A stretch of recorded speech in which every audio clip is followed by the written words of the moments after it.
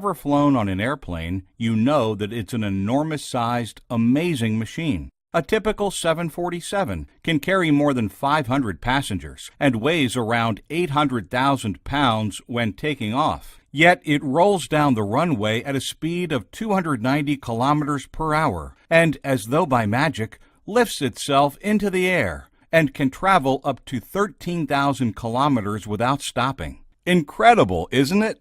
Today, we are going to learn how an airplane flies in a very simple way by going through the aerodynamics of an airplane, the main parts of an airplane, and controlling the airplane. The aerodynamics of an airplane. The four aerodynamics of an airplane are drag, thrust, weight, and lift.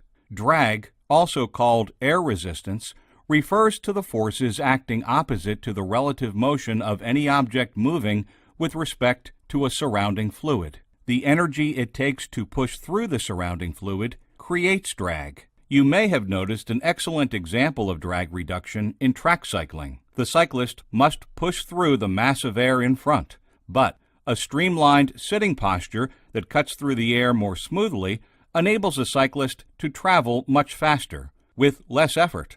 The airplane always retracts its landing gear and nose gear into the body of the plane after takeoff to reduce drag. Thrust counters drag. It is a mechanical force that keeps the airplane moving in the air.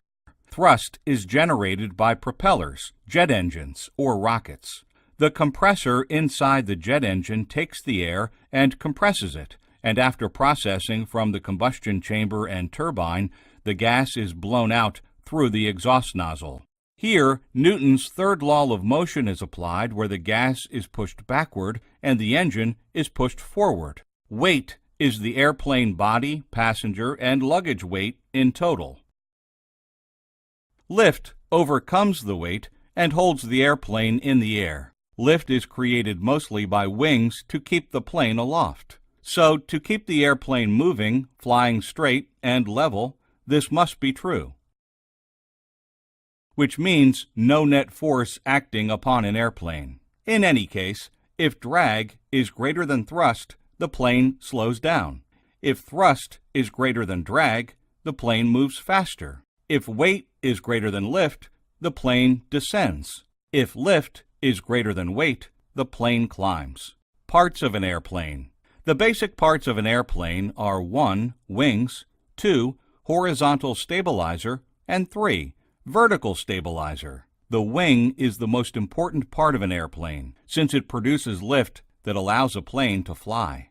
A wing produces lift because of its slightly inclined and special shape, which is called an airfoil. This special shape is designed to deflect the air at the bottom of the wing due to more airstrikes at the bottom and less air at the top of the wing. As the airplane rolls down the runway, higher pressure and more upward force produces below the wing, and lower pressure and lesser downward force above the wing. The net result is the lifting of an airplane. Stabilizer. Stability in an airplane is a tendency to return to its initial state after a disturbance from that state. Horizontal stabilizer performs this function when the disturbance force causes the nose of an airplane to move up or down. Such movement is called pitch. Vertical stabilizer provides stability for a disturbance in yaw. Yaw is side-to-side motion of the nose. Controlling the airplane. So what are the components in an airplane which control the flight, direction, and height, and maintain the equilibrium? It's elevator, rudder, and aileron. The elevator can be deflected up or down to produce a change in the downforce produced by the horizontal tail. If the elevator is deflected upward, it increases the downforce produced by the horizontal tail, causing the nose to pitch upward. If the elevator is deflected downward, then the counteracting force causes the nose to pitch down. The rudder can be deflected to either side to produce a change in the side force produced by the vertical tail. If the rudder is deflected towards the right, it creates a side force to the left, which causes the nose to yaw to the right. If the rudder is deflected towards the left, it creates a side force to the right, which causes the nose to yaw to the left. Ailerons are located on the tips of each wing. Ailerons can be used to generate a rolling motion for an aircraft. Ailerons usually work in opposition. If the right aileron is deflected upward, then left is deflected downward, and vice versa. Let's see this. To curve the flight path, the pilot deflects one wing to move up and the other wing to move down by controlling the ailerons. With the left aileron in downwards direction, the lift will increase, whereas at the same time, the aileron of the right wing is in the upward position. Therefore, lift on the right wing is decreased. The result will roll the aircraft to the right. If the pilot reverses the aileron deflection, right aileron down, left up, the right wing will lift up and the airplane will roll to the left. The next time you travel in an airplane, you'll know how it works.